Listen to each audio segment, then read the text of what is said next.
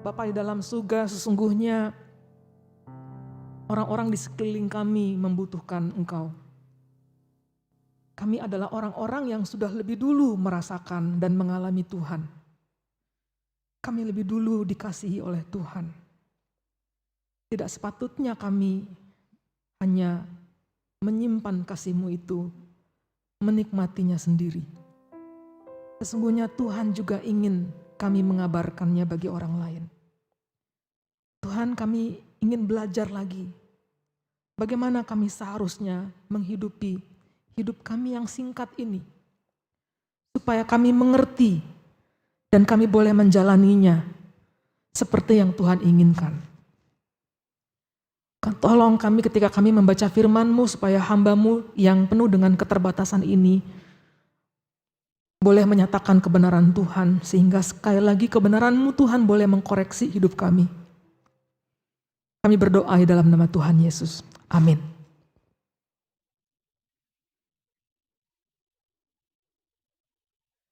Saudara-saudara, bagian firman Tuhan yang akan kita renungkan pada pagi hari ini diambil dari Yesaya 50 ayat 4 dan 5.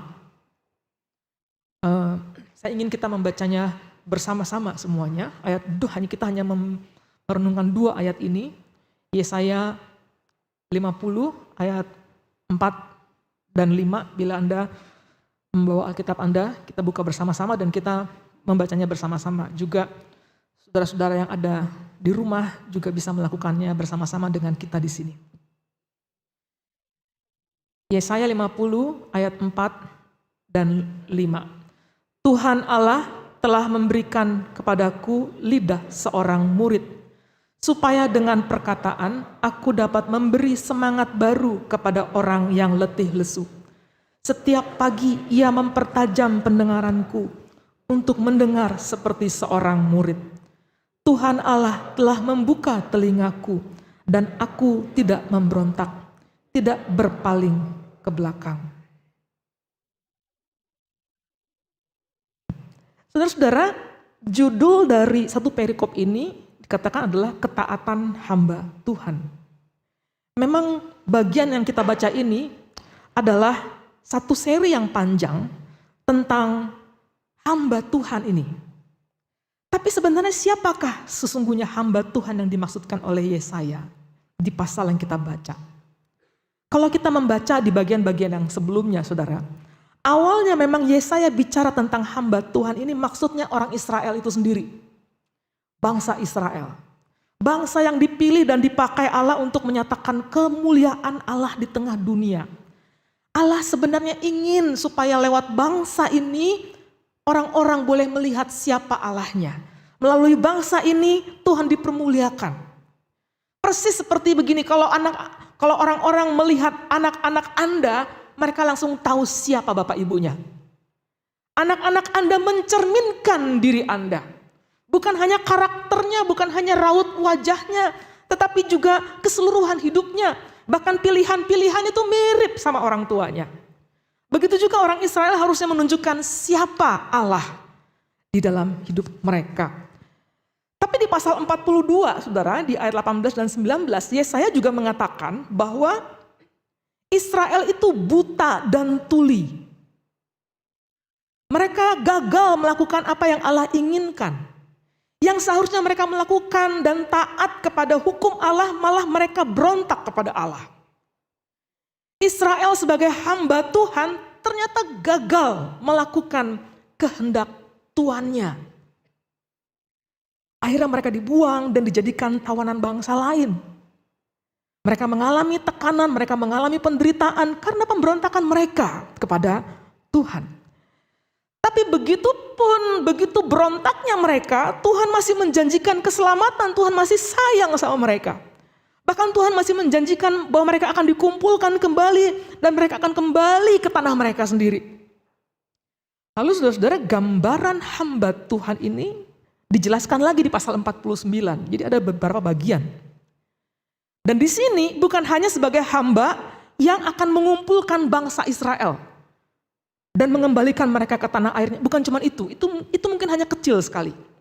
Hamba Tuhan yang dibicarakan di pasal 49 itu adalah hamba Tuhan yang akan membawa mereka kepada keselamatan yang sifatnya bukan materi. Keselamatan yang mereka terima adalah keselamatan yang bersifat rohani. Bukan sekedar melepaskan mereka dari penjajahan. Bukan melepaskan mereka dari penderitaan saja. Tetapi mereka secara rohani diberikan keselamatan.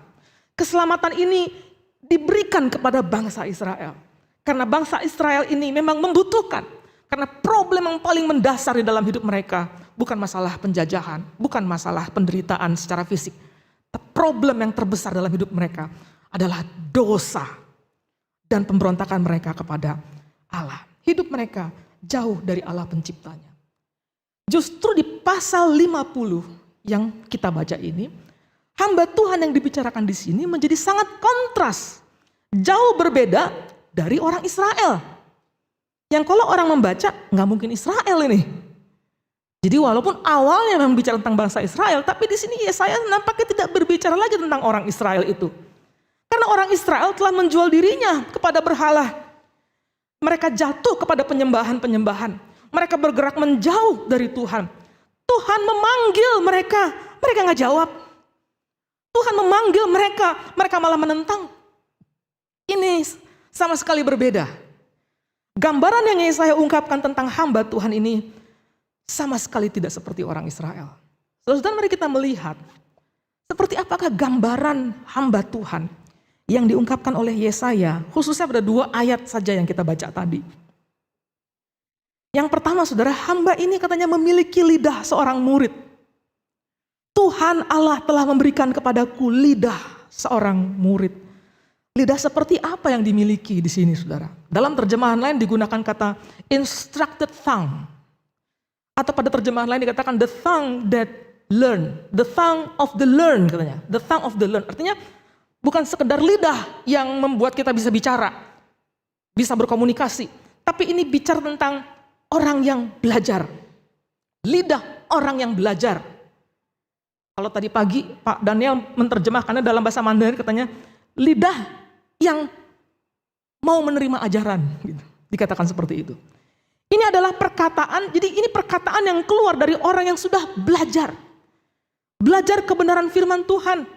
Kemudian dia menghayatinya, bahkan kemudian menginternalisasikan di dalam dirinya, sehingga itu menjadi miliknya lalu dia ucapkan. Inilah lidah yang seperti ini. Lidah yang seperti ini memberikan semangat kepada orang yang letih lesu, katanya. Dalam terjemahan lain dikatakan dapat berbicara pada waktunya. In season. Pada waktunya dia tahu kapan berbicara. Jadi saudara, hamba ini bukan hanya belajar, bukan hanya mendengarkan firman Tuhan dan kemudian memilikinya, tapi dia juga punya kemampuan dan menggunakan apa yang dipahaminya itu. Kemudian dia katakan. Saudara, kita bisa punya lidah, tapi kita nggak punya pengetahuan. Ya, orang yang punya lidah, nggak punya pengetahuan, maka perkataannya nggak ada artinya. Gosip sana, gosip sini, ngomongin itu, ngomongin ini, sampai dia juga udah nggak ngerti lagi apa yang diomongin. Itu adalah orang yang punya lidah, tapi tidak punya pengetahuan. Kita bisa saja punya pengetahuan, tapi kita tidak tahu bagaimana mengatakannya. Punya pengetahuan, tapi tidak punya wisdom untuk menyampaikannya. Sehingga saudara-saudara, pengetahuan yang hebat itu yang kita punya, yang kita dapat dari begitu banyak bacaan mungkin, kita dapat banyak dari kelompok-kelompok kecil, banyak pengetahuannya, tahu semua tentang Allah, tapi kita tidak tahu, kita tidak punya wisdom untuk menyampaikannya. Akhirnya apa yang kita tahu tidak membawa dampak apa-apa bagi orang lain. Apa yang kita mengerti tentang Tuhan tidak membawa berkat bagi orang lain. Tidak membuat orang lain menjadi lebih baik. Tidak membawa pertumbuhan bagi orang lain. Kita hanya hidup di dalam pengetahuan kita saja, di kepala kita. Tidak demikian dengan hamba Tuhan yang digambarkan oleh Yesaya. Ya, dia memiliki lidah seorang murid, tapi dia juga tahu bagaimana menggunakannya. Jadi ini suatu perpaduan yang hebat sekali. Memiliki pemahaman dan mampu menyampaikannya. Ya, ini 2 perpaduan yang hebat. Punya pemahaman, tapi mampu juga menyampaikannya. Ya, ini adalah perpaduan yang merupakan anugerah. Anugerah Tuhan. Hamba Tuhan yang diceritakan oleh Yesaya ini memiliki anugerah itu. Coba perhatikan saudara-saudara, ini bagian yang kedua. Coba perhatikan bagaimana anugerah itu diberikan. Diberikan lewat apa, saudara? Ayat 4 diberikan begini. Ayat 4 dikatakan, setiap pagi ia mempertajam pendengaranku untuk mendengar seperti seorang murid. Jadi kemampuan itu, kemampuan untuk menyampaikan ini bukan tiba-tiba muncul dalam dirinya. Bahkan dia bukan sumbernya, tapi Tuhan sumbernya. Sehingga dikatakan setiap pagi ia mempertajam pendengaranku. Ini saya membayangkannya setiap pagi di STT Amanat Agung, di kampus kami, di kampus saya mengajar saudara-saudara, mahasiswa itu wajib bangun jam 5 pagi. Wajib bangun. Dan bangun pagi, hal yang dia harus lakukan adalah dia duduk, dia baca firman Tuhan. Setiap pagi, setiap pagi. Saudara bayangkan juga misalnya di rumah Anda, anak-anak sekolah, ya, anak-anak yang sekolah walaupun dia online, saya punya keponakan di rumah ya, pagi-pagi dia harus sudah bangun, jam 7 dia sudah di depan laptopnya. Belajar setiap pagi. Jadi saudara, yang dikatakan tiap pagi ia mempertajam pendengaranku, itu adalah masalah berulang-ulang terus, repetisi. Berulang-ulang terus, morning by morning, setiap pagi. Ini berulang, ya, berulang terus menerus, saudara. Ini adalah ongoing action, bukan sesuatu yang diberikan sekali, lalu otomatis jadi berkali-kali, enggak. Sesuatu yang terus menerus dilakukan. Ini sesuatu yang diberikan Tuhan, dia terus menerus berbicara kepada kita. Dia terus menerus berbicara kepada kita dan kita diminta untuk terus menerus listening to him. Mendengarkan dia. Ini adalah the act of listening, saudara-saudara. Saudara, banyak hal yang kita lakukan, yang kita kerjakan, kita lihat, itu sebenarnya adalah tindakan mendengar. Jadi mendengar di sini bukan hanya semata-mata sebuah frekuensi yang masuk ke dalam telinga kita, suara, lalu kita mendengar. Tapi banyak hal di dalam hidup kita yang kita lakukan, itu sebenarnya adalah mendengar. Mendengar itu bukan hanya ketika saudara baca firman Tuhan, saudara baca, tapi sebenarnya kan ada suara berbunyi di kepala kita, bukan? Saudara mendengarkan lagu-lagu rohani, sebenarnya saudara juga sedang mendengarkan. Saudara mungkin mendengarkan khotbah, saudara mendengarkan musuh berbicara, saudara lagi mendengar. Bahkan yang kita dengar mungkin bukan cuma suara manusianya saja, tapi ada suara yang memberikan makna-makna di dalam pikiran kita. Sebenarnya ketika saudara melihat penderitaan orang banyak di luar sana, saudara juga sedang mendengar sesuatu. Kita melakukan banyak hal yang sebenarnya adalah the act of listening, dan ini adalah satu tindakan yang memegang kunci yang sangat penting sekali. Mendengar itu terjadi kapan saja. Ya, kapan saja. Anda beribadah, sepanjang ibadah ini Anda mendengar macam-macam. Ada lagu, ada suara, ada ini, ada itu, gitu. Ada orang batuk dan sebagainya. Tapi sebenarnya saudara sedang mendengarkan Tuhan juga. Tuhan berbicara masing-masing dalam kepala kita dengan berbeda-beda. Dia berbicara. Lidah seorang murid itu muncul dari tindakan mendengar. Saya katakan sekali lagi ya, lidah itu dalam diri murid itu muncul dari tindakan mendengar. Tidak mendengar, tidak punya pengetahuan. Tidak punya pengetahuan, tidak bisa bicara. Tapi masalahnya, kita ini sulit sekali mendengar. Kenapa kita sulit mendengar? Kepala kita ribut. Dunia kita ribut. Setiap hari kita mendengar begitu banyak macam. Tetapi kita sulit sekali mendengarkan Tuhan. Atau juga kita kekanak-kanakan, seperti anak-anak yang senangnya bermain dan susah disuruh berhenti untuk mendengarkan orang tuanya. Satu kali dalam satu pesta saya pernah melihat satu anak kecil ya. Seperti biasa anak kecil kalau di dalam perkumpulan orang-orang dewasa, dia main, lari sana, lari sini gitu. Ya, nabrak orang, nabrak meja, nabrak kursi, semuanya begitu. Masih umur 5 tahun kira-kira. Ya, dikejar juga susah. Orang tuanya mengatakan, kamu diam di sini, jangan lari-lari terus. Gitu. Dia diam sebentar, lari lagi gitu. Persis kayak kita. Gitu. Ya, disuruh diam nggak mau, disuruh mendengarkan nggak mau. Akhirnya orang tua itu ambil anak ini, dipegang pundaknya, didudukin di atas bangku. Kamu diem ya, dengerin papa. Jangan ribut, jangan main-main. Gitu. Dia diem sebentar, dia lari lagi saudara. Kadang-kala kita mungkin seperti anak kecil itu susah mendengar. Bahkan Tuhan harus mendudukkan kita. Harus pegang pundak kita. Dan mengatakan, dengerin aku. Itu mungkin terjadi ketika kita mengalami kesusahan. Waktu kita mengalami penderitaan. Mungkin Tuhan sedang bikin kita duduk dan mendengarkan Dia. Kita perlu mendapatkan masa-masa seperti itu karena kepala kita ribut. Pikiran kita ribut. Kita sibuk dengan pikiran kita sendiri. Tapi hamba Tuhan yang Yesaya gambarkan di sini memiliki sikap yang berbeda. Dia mendengarkan suara Tuhan. Dia mendengarkan dan bahkan dia mempelajari apa yang dia dengarkan. Dan dia sanggup mendengarkan Tuhan terus-menerus. Saudara, kenapa? Mengapa ia sanggup mendengar suara Tuhan dengan jelas? Kenapa dia memiliki kemampuan mendengar dengan jelas itu? Karena dia, ini bagian ketiga saudara, dia memiliki ketaatan. Ayat kelima, Tuhan Allah telah membuka telingaku dan aku tidak memberontak dan tidak berpaling ke belakang. Katanya.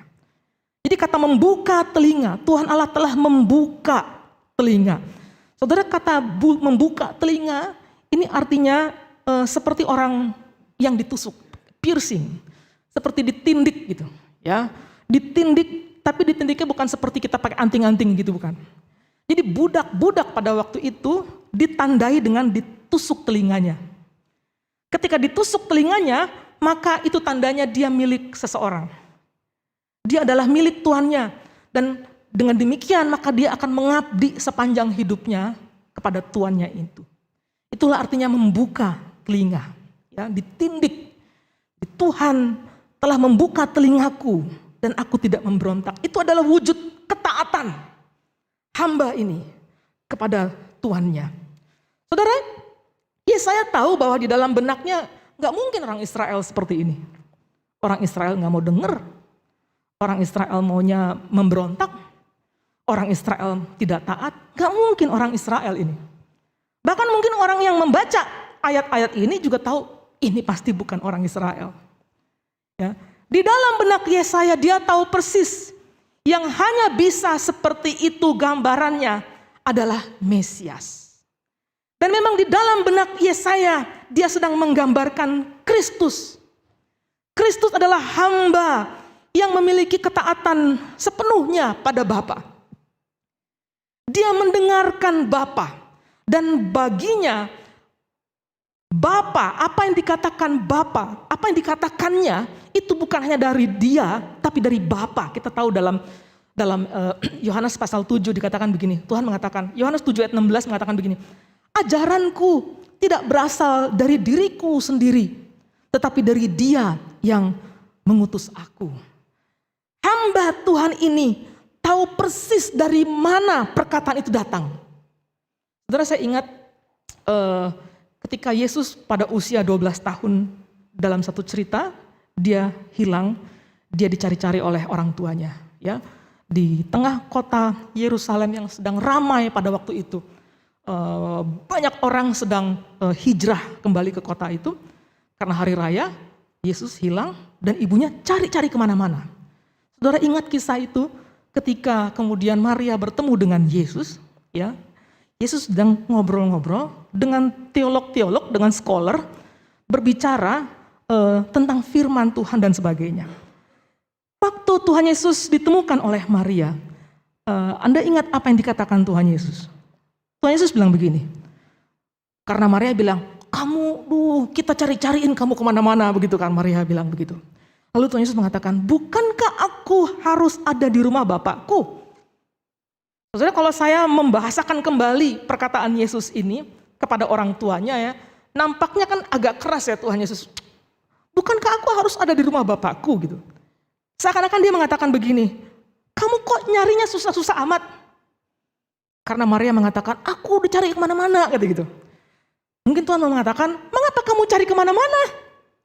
Masa kamu tidak tahu bahwa kesukaanku adalah berada di rumah Bapakku? Masa kamu nggak aware bahwa kesukaanku adalah membicarakan Bapa, mendengarkan Bapa? Harusnya kamu tidak cari jauh-jauh kemana-mana ke ujung-ujung kota. Harusnya kamu sudah tahu kalau aku hilang, kamu carinya di mana? Harusnya kamu sudah tahu.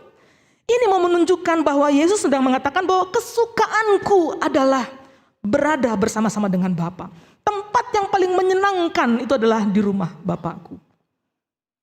Saudara, gambaran hamba yang memiliki lidah seorang murid, yang mendengarkan suara Tuhan dan memiliki ketaatan yang total, itu hanya bisa dilakukan oleh, itu dipenuhi di dalam Kristus sebagai Mesias.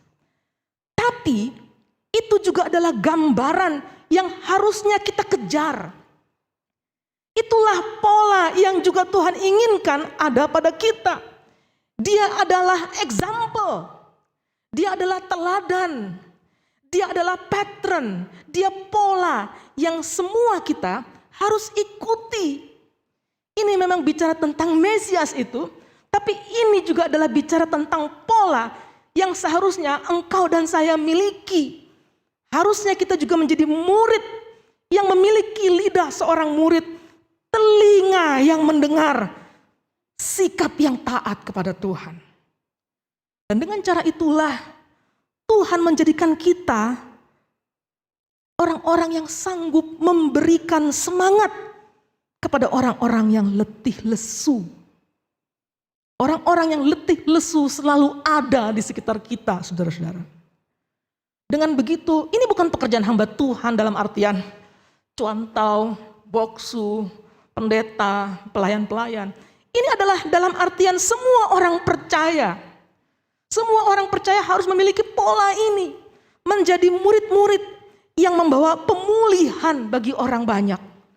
Yang membawakan harapan bagi orang-orang yang letih lesu. Ini adalah tentang kita, saudara. Ini bukan tentang segelintir orang di gereja yang bisa melakukan pelayanan-pelayanan tertentu. Enggak. Kalau gitu kita coba bertanya, siapa sih orang letih lesu? Orang letih lesu itu ada selalu bersama-sama dengan kita. Selalu ada di sekeliling kita. Cuman kita seringkali aja nggak menyadarinya.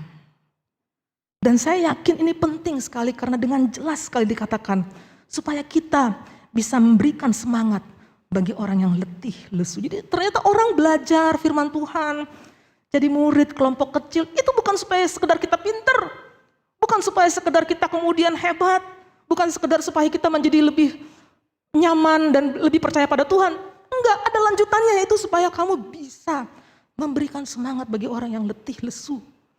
Dan orang letih lesu ada di mana-mana, saudara. Orang Israel pada waktu itu juga adalah orang yang letih lesu. Mereka tidak punya kekuatan. Mereka tidak punya kemampuan untuk menyelamatkan diri mereka sendiri. Bahkan mungkin mereka nggak tahu bahwa mereka membutuhkan keselamatan.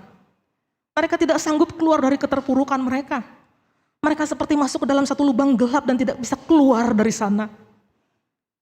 Tuhan Yesus pernah mengungkapkan kalimat yang indah sekali, begitu manis, begitu melegakan, ditujukan kepada orang yang letih lesu. Matius 11 ayat 28 dia pernah mengatakan, "Marilah kepadaku semua yang letih lesu dan berbeban berat. Aku akan memberikan kelegaan kepadamu." Saudara bisa bayangkan nggak lega itu seperti apa? Lega itu seperti begini. Saudara nyelam di dalam air ya, dalam air, bukan di pasir. Lama dan nggak boleh keluar, nggak boleh naik. Terus saudara mulai sesek kan? Rasanya dadanya udah mulai tertekan. Bentar lagi air akan masuk ke dalam tenggorokan kita dan memenuhi paru-paru kita. Saudara udah mulai nggak bisa lagi konsentrasi dan sebagainya ya. Lalu kemudian ada satu peluang di mana Anda naik ke atas permukaan, gitu. Nah itu lega namanya. Habis nyelam lagi gitu. Itu lega. Itulah rasa lega, dilepaskan dari suatu keterkungkungan. Waktu Tuhan Yesus mengatakan, "Marilah kepadaku semua yang letih lesu dan berbeban berat." Dia berbicara di tengah-tengah orang-orang Yahudi yang pada waktu itu memang juga berbeban berat. Berat hidupnya. Bukan hanya karena kehidupan mereka ditekan dan dijajah oleh orang Romawi, pajaknya tinggi, nggak punya penghasilan yang cukup karena pajaknya tinggi, hidupnya sulit, ya, harga diri mereka tidak selalu diinjak-injak dan sebagainya. Tapi bukan hanya dalam hal seperti itu, dalam hidup keagamaan pun mereka mengalami letih lesu karena pemimpin-pemimpin mereka mengharuskan mereka melakukan ritual demi ritual yang begitu ketat, sementara mereka juga nggak ngerti apakah ritual-ritual itu bisa menyelamatkan mereka apa enggak. Jadi tertekan, beban berat itu dari berbagai penjuru. Bukan hanya dari penjajah, tetapi juga dari masyarakat sekitar. Bahkan dari kehidupan beragama juga menekan mereka. Itu capek sekali. Itu letih sekali. Itu lesu, luar biasa. Dan undang itu diberikan kepada mereka oleh Tuhan. Saudara, saya ingat beberapa tahun yang lalu ketika mami saya sakit, ya, kami berbulan-bulan ada di rumah sakit, kadang-kadang bolak-balik dan sebagainya. Terakhir di ICU ada 2 bulan. Jadi saya bisa tahu persis bagaimana orang letih lesu di rumah sakit. Yang letih lesu bukan cuma pasiennya yang bolak-balik datang ke rumah sakit, letih lesu kalau berkali-kali ke rumah sakit, bukan? Yang ngejagain juga lesu, letih. Ada orang-orang yang sudah nggak tahu lagi bagaimana berdoa karena nggak sembuh-sembuh penyakitnya. Ada orang-orang sampai harus menjual harta bendanya, menghabiskan materinya supaya keluarganya sembuh, tapi juga nggak sembuh-sembuh gitu. Menarik, ada di rumah sakit berbulan-bulan, kita bisa merasakan betapa banyak orang yang letih lesu. Tapi orang letih lesu itu bukan cuma di rumah sakit, saudara. Di mana-mana ada orang yang letih lesu. Orang-orang yang membutuhkan kekuatan. Orang-orang kesepian yang membutuhkan persahabatan. Orang-orang yang membutuhkan solusi di dalam pergumulannya yang terus mencengkram dia. Orang-orang yang membutuhkan perkataan-perkataan yang membangun, yang menyegarkan, yang membawa mereka kepada semangat baru dan memberikan pengharapan. Banyak orang yang letih lesu di sekitar kita, mereka adalah orang yang tidak tahu bahwa di dalam Yesus ada keselamatan. Mereka adalah orang-orang yang tidak mendengarkan, belum pernah mendengarkan Injil. Mereka orang-orang yang belum mengalami perjumpaan dengan Tuhan. Mereka hanya dengar-dengaran saja, tapi tidak pernah mengalaminya sesungguhnya. Tidak ada yang memperkenalkannya, tidak ada yang membuat mereka mengalami. Dan beban hidup menjadi sangat besar sekali. Atau ada orang yang sudah mendengarkan Injil, tetapi beban hidupnya terlalu besar. Pergumulan hidupnya terlalu besar sehingga dia tenggelam juga. Saudara, orang letih lesu ada di sekitar kita. Enggak usah jauh-jauh di luar kota Denpasar ini, ya. Di sini juga banyak orang letih lesu. Di kota ini banyak orang letih lesu. Dan untuk itulah Bapak, Ibu, Saudara-saudara dan kita semua seharusnya sebagai hamba-hamba Tuhan, sebagai murid-murid Tuhan, Tuhan meletakkan kita supaya mereka boleh mengenal siapa Kristus. Supaya kepada mereka lah kabar baik itu juga dikabarkan. Kabar baik itu diberikan kepada orang yang letih lesu. Saudara, beberapa bulan yang lalu, ya, jadi persis tahun lalu saya melakukan satu penelitian lumayan panjang 1 tahun, ya, bersama rekan-rekan alumni pada waktu itu, ya. Hasil penelitiannya sudah saya bukukan pada waktu, ya. Jadi penelitian ini meneliti tentang tingkat kesadaran sosial kaum muda. Kesadaran sosial ini adalah maksudnya begini, apakah mereka senang memberi, apakah mereka mau memberikan waktu mereka untuk membantu orang susah, apakah mereka punya komitmen atau janji-janji untuk membantu orang miskin dan sebagainya gitu. Jadi ada beberapa indikator, ya. Surveinya diberikan kepada 700 sekian anak-anak muda di Jabodetabek saja. Ya, Jakarta, Bogor, Bandung, sekitarnya situ. Depok, ya, sekitar situ. Ada 700 lebih. Kepada anak-anak muda Kristen umur 15 sampai 25 tahun, ya. Jadi anak-anak muda Kristen yang memang bergereja, bahkan anak-anak yang aktif, saudara. Hasilnya gini, ternyata anak-anak muda ini, anak-anak muda kota ini, mereka kesadaran sosial mereka ini cukup rendah. Cukup rendah. Bahkan begini rendahnya begini saudara. Jadi kalau untuk sesuatu bukan yang gak pernah melakukan kebaikan. Tapi untuk sesuatu yang membutuhkan tenaga, membutuhkan pikiran, komitmen, ya, komitmen 2 bulan, komitmen 3 bulan, itu semakin rendah. Semakin tidak membutuhkan komitmen apa-apa, yang sifatnya ringan, seperti apa tahu nggak saudara? Berkawan dengan orang yang berbeda agama, itu tinggi. Sampai di situ. Jadi semakin membutuhkan hal-hal yang bersifat fisik, materi, memberikan komitmen, makin rendah. Ini memprihatinkan. Lalu dalam survei itu dilakukan juga wawancara mendalam secara cukup masif gitu. Ya. Yang menarik adalah sikap anak-anak muda ini sejalan dengan persepsi mereka tentang gereja. Jadi rupanya gereja juga tidak memberikan kesempatan kepada mereka untuk mendapatkan dorongan, mendapatkan penguatan, atau dilatih, atau dikasih kesempatan gitu.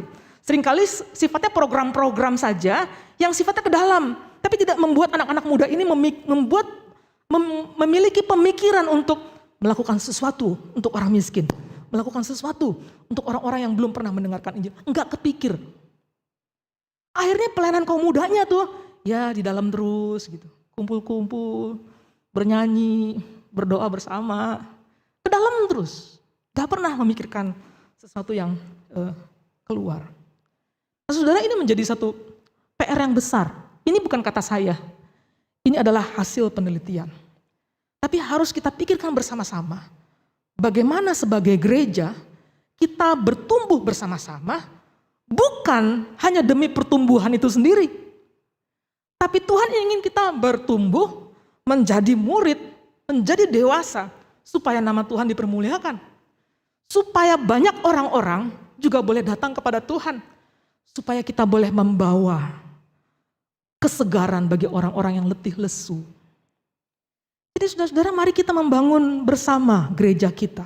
Bukan cuma gedungnya, bukan cuma programnya, tapi membangun diri kita semua. Semua diri kita pribadi dan juga sebagai komunitas untuk menjadi murid-murid yang terdidik, belajar, memiliki lidah seorang murid, punya telinga yang terbuka dan memiliki ketaatan yang sepenuhnya. Maka dengan demikianlah Tuhan akan memakai saudara dan saya untuk bisa memberikan semangat bagi mereka yang letih lesu.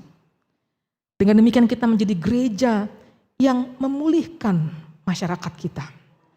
Tuhan menjadikan kita gereja bukan hanya supaya kita menikmati sendiri. Tetapi Tuhan menjadikan kita sebagai umatnya, sebagai komunitasnya. Supaya kita boleh menyatakan di luar sana. Menarik sekali saudara-saudara kalau kita setelah selesai ibadah, biasanya kan ada berkat.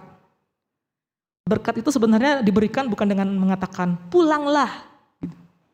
Ya, bukan pulanglah. Kalau pulang berarti pulang ke rumah kan. Yang benar adalah pergilah. Karena setelah dari ruangan ini, kita pergi ke tengah-tengah dunia itu. Dan membawakan kabar baik itu. Memberikan pengharapan-pengharapan yang baru. Membuat orang jadi mencari Tuhan. Menolong orang-orang yang letih dan lesu. Semoga dari sini kemudian kita akan pergi melanjutkan hidup kita. Dan kita menjadi gereja yang dipakai Tuhan. Untuk memulihkan banyak orang di sekitar kita. Mari kita berdoa. Tuhan, terima kasih untuk peringatan yang Tuhan berikan. Kami tidak mau hidup untuk diri kami sendiri. Kami tidak mau hidup hanya untuk gereja kami. Tapi Tuhan menempatkan kami di sini supaya kami bisa berbagi. Kami bisa memberi. Kami bisa menyatakan akan keselamatan Tuhan yang ditawarkan pada banyak orang. Kami bisa memberikan kesegaran bagi banyak orang yang letih lesu di sekitar kami. Selalu ada orang-orang yang letih lesu di sekitar kami. Biarlah Tuhan kami punya kemauan lagi. Kami ingin menghidupi hidup kami dengan cara yang lebih baik lagi.